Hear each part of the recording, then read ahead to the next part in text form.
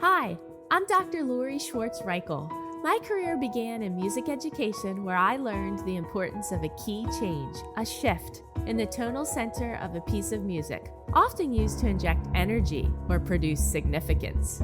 Eventually, I realized the impact of making key changes in all areas of my life and the desire to help others do the same.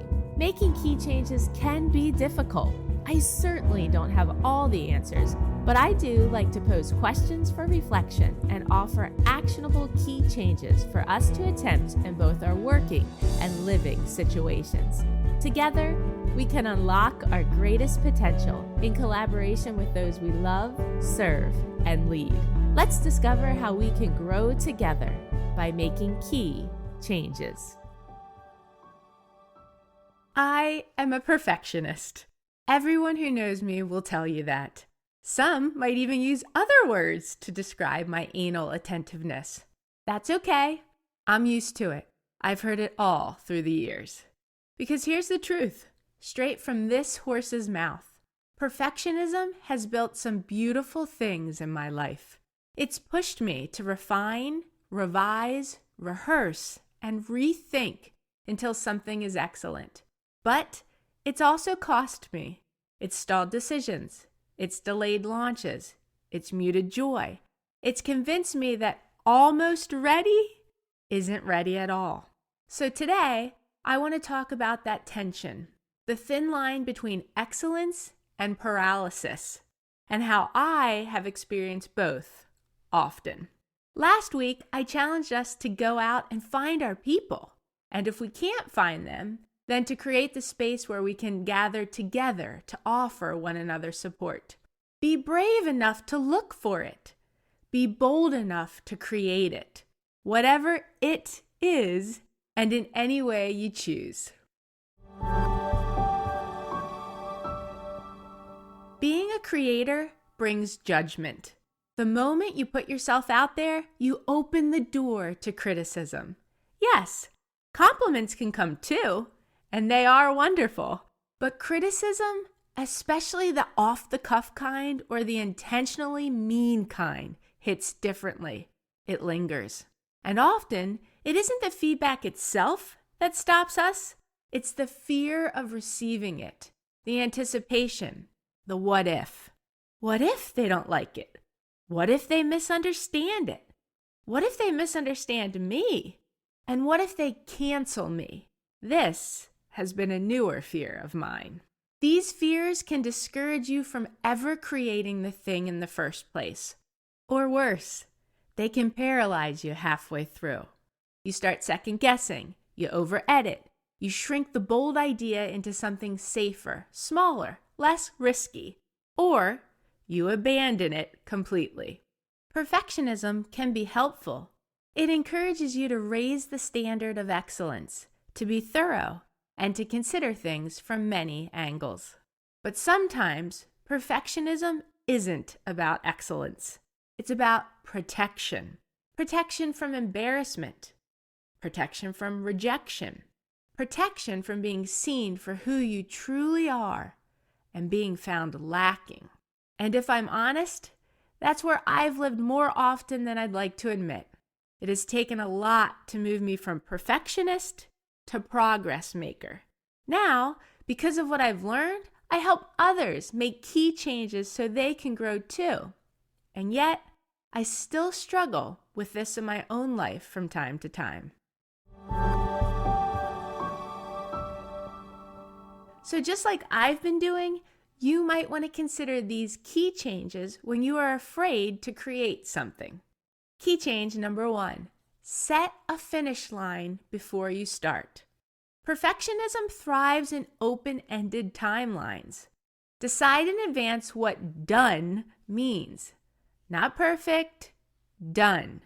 Define the standard, define the deadline, then honor it. You can always improve later. Key change number 2. Separate creation from evaluation. Create boldly. Edit later. When you try to do both at the same time, your inner critic hijacks your inner creator. Believe me, I know. Let them take turns with one another. Learn from what works and what doesn't. Key change number 3. Ask yourself, is this improvement or ego protection? Be honest with yourself.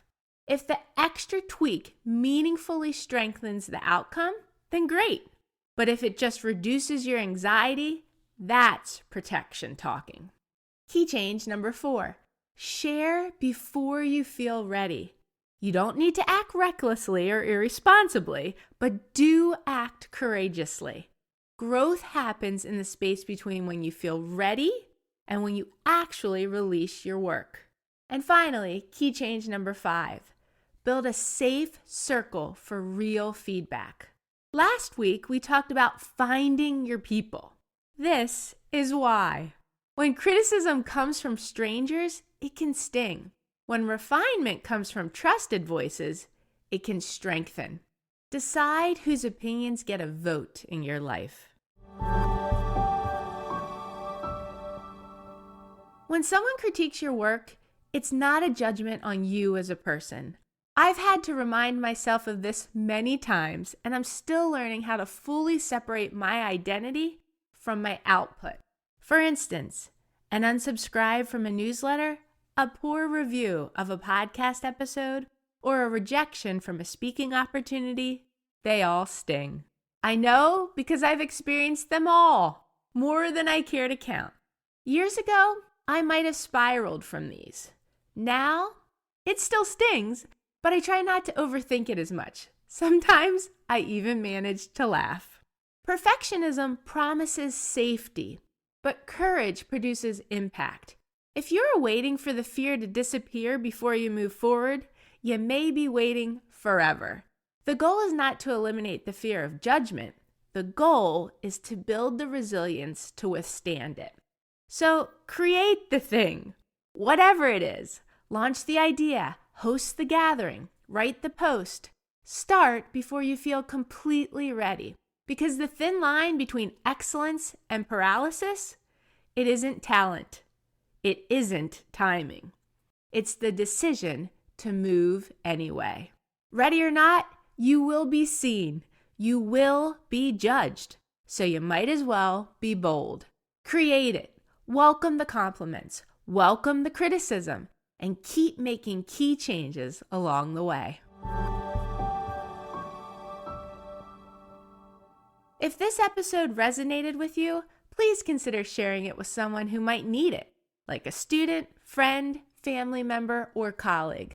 In the show notes, you'll find registration links to both the Confidence Camp for Kids, happening this summer, June 2026, and the Confidence Retreat for Adults, happening a second time at the end of March 2026.